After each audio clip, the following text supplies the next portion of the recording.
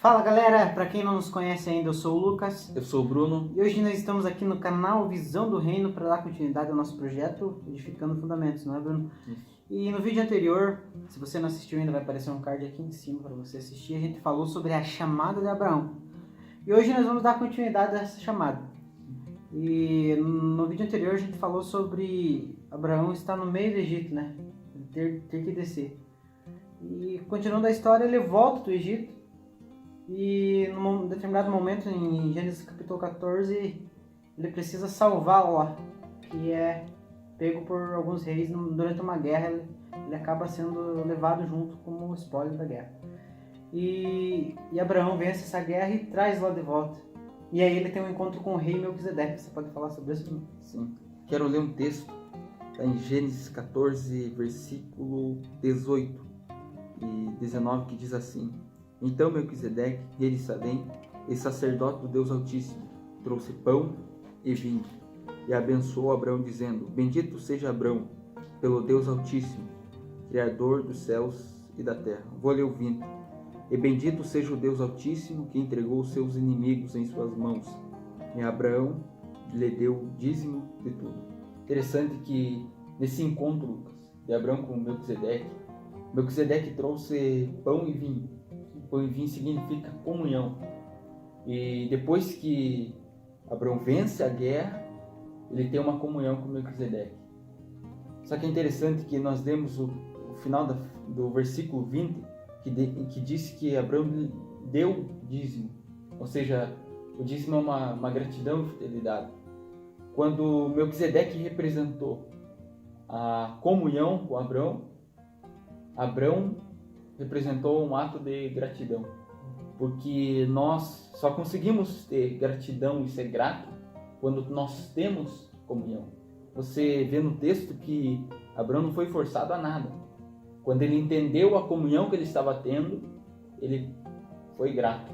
Queria que você comentasse. É importante a gente falar, né, porque nesse momento de comunhão eles partem do mesmo pão e do mesmo vinho.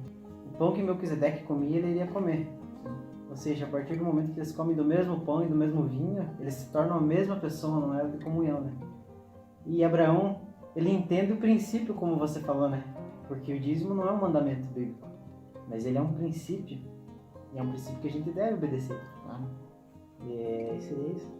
Porque muitas pessoas tiram esse princípio. Sim. Na realidade, querem viver quebrando um princípio. Mas nesse texto aqui é muito simples e bem objetivo, que quando eu tenho uma comunhão, não precisa ser nada forçado, né? Através da comunhão que eu tenho uma gratidão em poder servir. E é importante a gente falar, né, que em Hebreus capítulo 7, versículo 1, o escritor escreve que Melquisedeque não tinha linhagem nenhuma. Ele não era um rei conhecido. E diz também que ele era a própria representação de Deus Pai, tendo um encontro com Abraão de comunhão. E logo em seguida, o rei de Sodoma já estava indo de encontro com Abraão. E qual foi a oferta do rei de Sodoma? Dá-me as pessoas que você poderá ficar com os bens. Já Deus não, o que Deus deseja é uma comunhão, é uma aliança de comunhão, de relacionamento entre mim e ele. Mas o diabo aqui como foi com Jesus, ele fala assim, se você me adorar, todo esse reino será seu. Aqui é a mesma prefiguração do que foi com Jesus.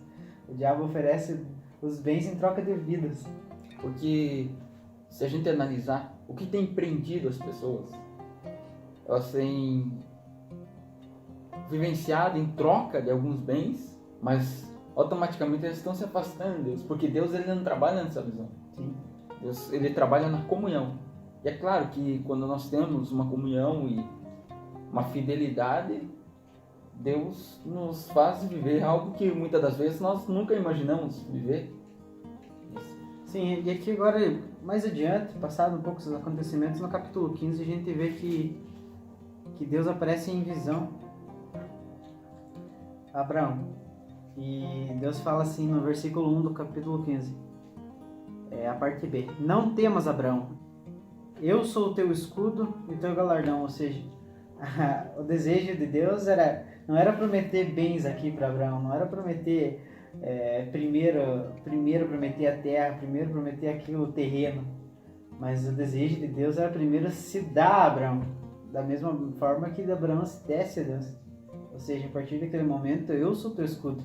Se forem mexer com você, vão ter que mexer comigo antes. E a recompensa tua será eu. Isso é forte.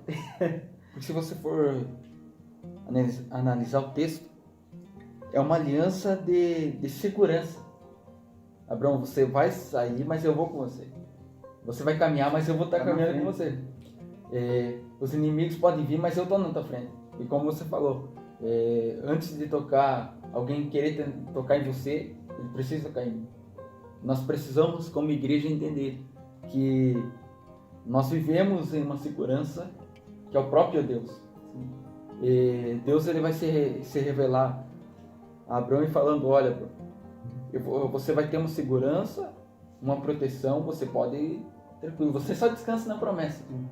Se você analisar que muitas das vezes nós queremos viver a promessa, mas nós temos medo de sair, porque não sabemos, mas se o inimigo vem, mas se a gente usar esse texto de Gênesis 15:1, o próprio Deus falando para Abraão, mas Abraão, eu sou o teu escudo, você não precisa temer, eu sou o teu escudo. E Abraão responde a ele, mas Deus, como que eu vou ter uma recompensa se eu ainda não tenho filhos? Quem vai herdar? Vai ser o meu escravo. E Deus diz a ele assim, contra tudo aquilo que Abraão queria, devido à minha idade eu não posso gerar mais, não posso ter filhos. E Deus promete a ele, você vai ter um herdeiro. E no versículo 4 ele fala assim, não será Eliezer o teu herdeiro, mas sim filho gerado de ti mesmo será o teu legítimo herdeiro. E Abraão é conduzido por Deus para fora da tenda e Deus fala assim, conta as estrelas. Você não pode contar, assim será a tua descendência. Conta as areias do mar. Você não pode contar, assim será a tua descendência. E Abraão, contra tudo, pela idade, fisicamente, ele não poderia gerar, aos olhos humanos, Abraão mesmo assim crê em Deus. E a Bíblia diz aqui no versículo 6 que isso foi lhe creditado como justiça. Porque se você entrar em uma visão profética, Deus nunca faz daquilo que está na possibilidade que nós podemos fazer. Sim. Ou seja, Abraão não podia, pela idade mais, mas Deus trabalhou de uma forma diferente para Abraão saber que era Deus que estava trabalhando. Porque muitas das vezes nós pensamos, algumas coisas eu posso fazer, então Deus não está. E Deus muitas das vezes quer nos levar àquilo que nós nunca imaginamos. Sim. Para que Ele venha ser glorificado. E eu acredito assim que o filho, na vida de Abraão, significa uma história. Ou seja, Abraão estava olhando para Deus, a minha idade já passou, eu já não tenho mais condição, e eu estou sem nenhuma história. Mas Deus olha para Abraão e fala, não, mas você tem uma história. É mais ou menos assim, Lucas, como eu vou passar para as outras famílias, sendo que eu não tenho nem dentro da minha casa? Família. E interessante que Abraão crê, e Deus continua, eu sou o Senhor que te tirei de Ur dos Caldeus para te dar por herança essa terra. E Abraão responde a Deus, Senhor, como posso saber que tomarei posse dessa terra? Então Deus ordena que ele pegue animais para o sacrifício. E lá ele prepara o sacrifício. E é importante a gente notar que no versículo 11 do capítulo 15 ainda diz assim, em seguida aves de rapina começaram a descer sobre os cadáveres expostos, mas Abraão as enxutava. Ou seja, as aves de rapina que representam o que? Representam o inimigo tentando atacar aquele sacrifício. Porque quando a gente está num propósito em Deus, o inimigo sempre vai tentar tirar aquilo que nos liga a Deus. E aqui Abraão tentava pelas suas próprias forças expulsar essas aves. Mas quando a gente vê no versículo 12 que Deus coloca Abraão num sono profundo, ele nos mostra que não somos nós que devemos lutar, mas nosso dever é descansar em Deus, porque o próprio Deus expulsa as aves. Porque inúmeras vezes nós tentamos atrapalhar o processo. Sim. Aí Deus, nesse descanso de Abraão, era Deus falando, Abraão, eu estou no controle da situação, você já me deu prova do que você saiu da casa dos teus pais, agora você precisa entender a minha parte que eu tenho com você. Já passou a aliança da segurança, agora é de posse. E nesse holocausto, você vê que as aves tentam atrapalhar, porque na nossa vida o inimigo sempre vai atrapalhar quando está acontecendo alguma coisa. Sim. O inimigo nunca vai atrapalhar uma família que não sabe, que não está mais com nada. O inimigo sempre vai querer atrapalhar uma casa que está dando certo. O inimigo sempre vai querer atrapalhar um ministério que está dando certo, uma pessoa que está crescendo em um nível com Deus, porque para o diabo ele não tem lucro em trabalhar em vidas que desistiram de... Direção dele. Sim. É por isso que muitas das vezes acontecem algumas situações na igreja que nós ficamos se perguntando, mas por que está acontecendo? Se a gente não, Lucas, como você falou, Abraão ele tem que intervir para que não seja atrapalhado o holocausto. Se você não despertar, se você não vigiar, alguns holocaustos podem ser destruídos pelo próprio inimigo. E aí a gente vê que ele entra num sono profundo e acontece que Deus visita e passa por meio daquele holocausto, né? Aqui significa o que esse sacrifício de sangue? Que a partir daquele momento Abraão morria para aquela vida e nascia numa nova vida. Abraão aguardava que Deus se manifestasse de alguma forma naquele lugar. Porque um holocausto, um sacrifício, precisava que os dois passassem pelo meio dos sacrifícios para que simbolizasse assim que os dois morriam para a velha vida e nasciam para uma nova vida. Como Abraão era um homem pecador, ele entra em sono profundo e o próprio Deus passa por aquele holocausto, recebe o holocausto e simbolizando assim uma nova vida para os dois, né? Um novo ambiente, Novo momento. É bom a gente falar, né, Bruno, lembrar que aqui no capítulo 16 Abraão já havia recebido a promessa do filho. E muitas vezes, assim como Abraão faz, a gente tenta fazer na nossa vida. A gente recebe a promessa, só que a gente quer, assim, antecipar etapas. Aqui foi Sara que desejou antecipar o processo, mas como os dois estavam casados, os dois eram só, Abraão consentiu com ela que eles antecipassem. E o que gerou? Gerou Ismael. Você pode falar um pouco sobre isso, não? Nessa precipitação de Sara, ela vai olhar e vai pensar, mas eu não consigo gerar, então eu preciso dar um filho para Abraão. E ela coloca Agar, a sua serva, para se deitar com Abraão. E muitas das vezes nós tentamos fazer isso. Nós queremos, entre aspas, dar uma ajuda para Deus. Mas Deus ele tem o tempo certo de fazer. E essa precipitação de Sara gerou um grande problema. Porque nasceu Ismael. E Ismael é uma nação diferente que queria vir Isaac, né? Uhum. Aí muitas das vezes a promessa está em nós, mas nós queremos viver diferente da promessa que temos. Ou seja, eu tenho uma promessa, mas eu quero fazer da minha forma. E como a gente falou sobre descansar, Sara não conseguiu descansar. Porque mesmo nós tendo a promessa, eles não estavam cuidando. E é importante a gente falar assim, né, Bruno, que Ismael não era filho da promessa de Deus. Isso. E Deus fala que ele não era. Era Isaac. Mas é importante que a gente fez Isaac, como a gente falou no princípio, lá no começo dessa série, sobre o que é uma aliança. Quando eu tenho uma aliança com você, se você tiver uma aliança com um terceiro, ele vai usufruir da aliança. Assim foi com Ismael. Quando Agar e Ismael vão embora da tenda de Abraão, Deus vai de encontro com eles e promete a Ismael uma descendência muito grande, né? É importante a gente falar, Lucas, que no capítulo 17 já vem a mudança de Abraão para Abraão, de Sarai para Sara. E é importante a gente falar, né, Bruno, que assim como no casamento, quando eu me casei com a Amanda, ela adquiriu o meu nome, aqui foi com Abraão.